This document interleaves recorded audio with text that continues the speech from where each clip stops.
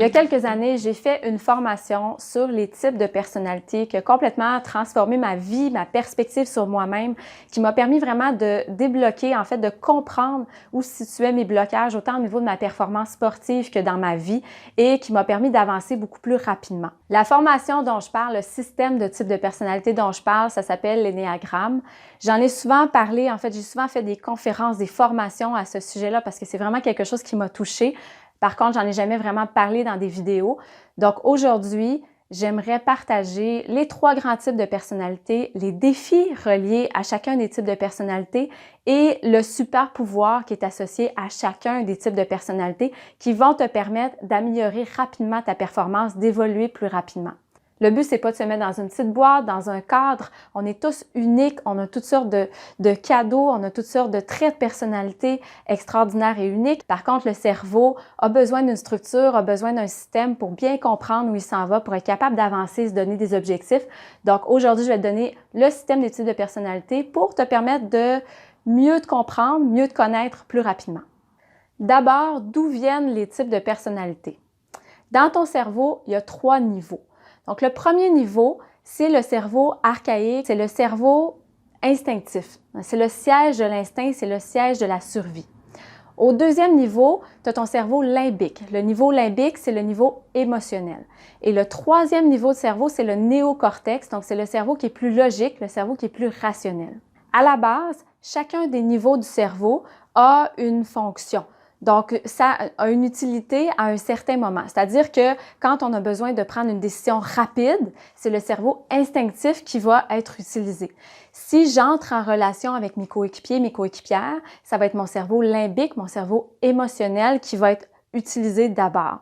Et si je dois comprendre une stratégie, je vais utiliser mon cerveau rationnel, mon cerveau logique. Donc, dans une situation idéale, je vais utiliser le bon cerveau au bon moment. Toutefois, la théorie nous dit que dans notre enfance, on a développé un cerveau préféré. Donc, on a commencé à utiliser de manière plus répétée un des 3 cerveaux. Donc, ça peut être le cerveau instinctif, ça peut être le cerveau émotionnel ou le cerveau rationnel. Ce qui fait qu'on devient plus habile à utiliser un des cerveaux et un petit peu moins les autres. En sport, qu'est-ce que ça donne?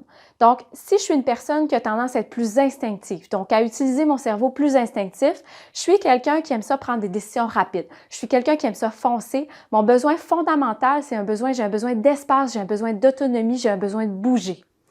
Si je suis une personne qui est un petit peu plus relationnelle, émotionnelle, donc utilise mon cerveau limbique de façon plus régulière, je suis une personne qui a besoin d'entrer en relation. J'ai besoin d'être avec les gens.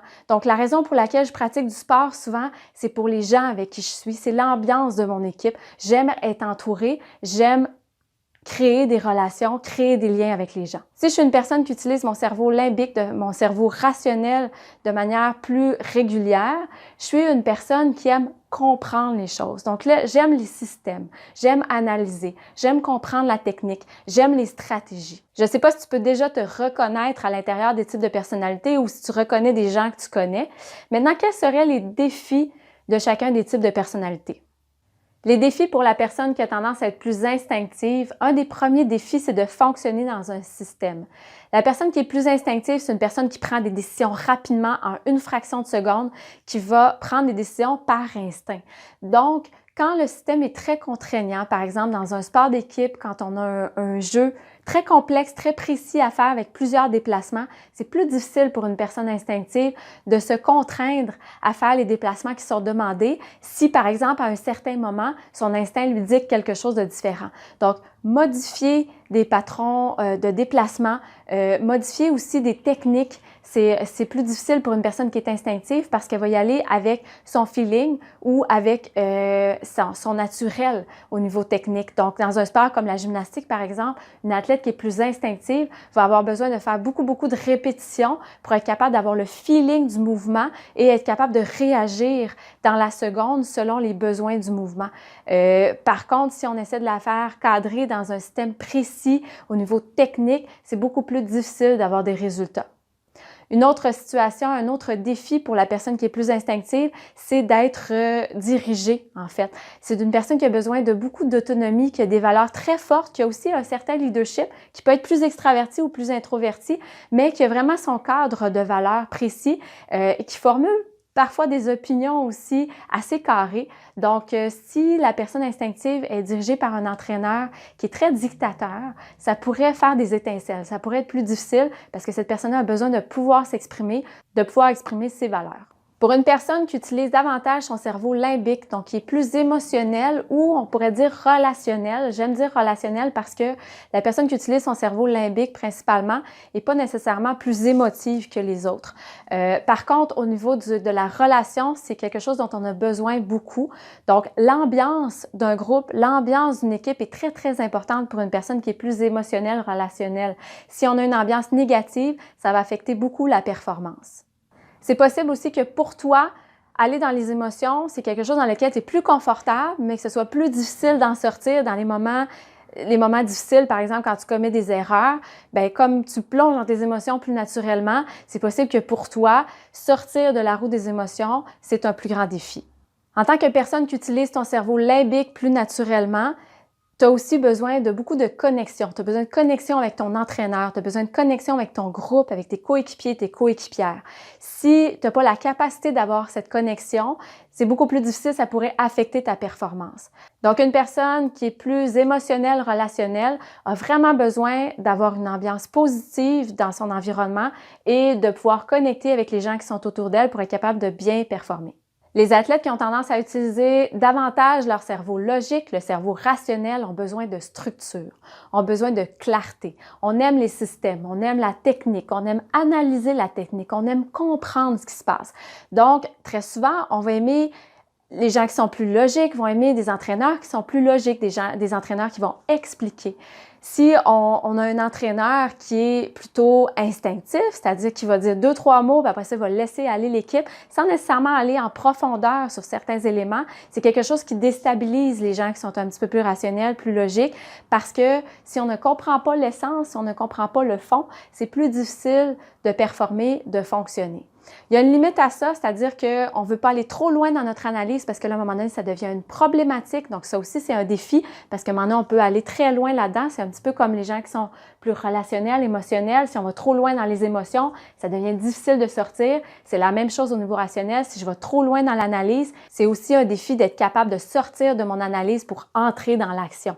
Donc, un défi des gens qui sont plutôt rationnels, c'est parfois d'être dans l'action. On aime être dans la réflexion, mais être dans l'action, des fois, ça prend un certain temps avant d'être capable d'y aller parce qu'on aimerait ça pouvoir tout comprendre pour pouvoir entrer dans l'action. À un niveau plus global, les gens qui sont plutôt rationnels, logiques, ont un grand besoin de contribuer, ont besoin de donner du sens. Puisqu'on aime avoir du sens, on aime comprendre les choses, on aime ça aussi être capable de les enseigner. Donc, d'avoir une place des fois pour être capable d'expliquer, c'est quelque chose qui nous aide à performer.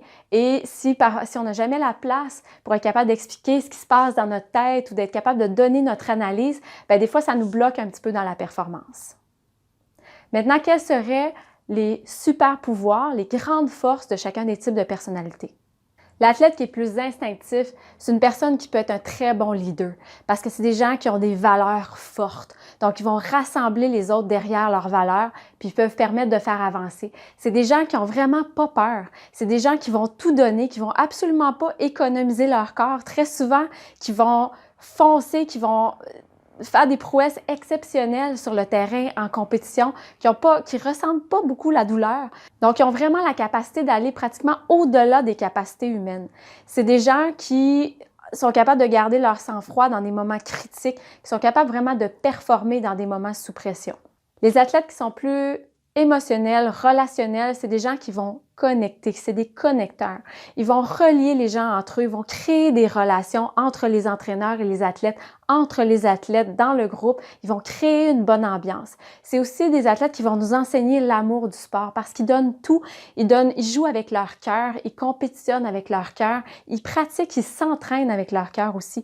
C'est des athlètes qui sont créatifs, qui vont apporter des nouvelles idées, des nouvelles façons de faire, des nouvelles façons de voir les choses. C'est des athlètes qui vont nous inspirer à nous amuser puis à aimer notre sport. L'athlète qui est plutôt rationnel, logique, c'est un athlète qui va aller très loin dans la compréhension du sport. C'est un athlète qui va pousser son analyse, qui va avoir une connaissance profonde de son sport. C'est un athlète qui va développer une belle précision puis une belle constance dans son sport aussi, dans sa pratique sportive. Autant au niveau de l'entraînement, il va être très précis dans son entraînement, il va être très engagé, très discipliné et au niveau de la compétition aussi. Ça peut prendre un certain temps avant de se rendre là parce que justement, on a les gens qui sont rationnels ont un très grand nombre d'informations à absorber pour atteindre une certaine maturité, mais cette maturité-là va être poussée à l'extrême quand on va l'atteindre. Et comme les athlètes qui sont plutôt rationnels, logiques, c'est des gens qui ont besoin de contribuer au monde, bien, c'est souvent des athlètes qui vont s'entraîner, compétitionner pour un grand but, pour une cause qui est plus grande que soi. Et voilà, j'espère que j'ai pu te transmettre un peu de ma passion à propos des types de personnalités. Si tu aimes le sujet, si tu veux en savoir plus, je peux en dire encore beaucoup plus. Donc, donne-moi un thumbs up pour me le signifier. Si mes conseils te sont utiles, tu peux partager la vidéo, abonne-toi à ma chaîne YouTube, tu peux télécharger mon e-book gratuit aussi qui est dans la description en bas. Et sur ce, je te souhaite une bonne réflexion et à la prochaine.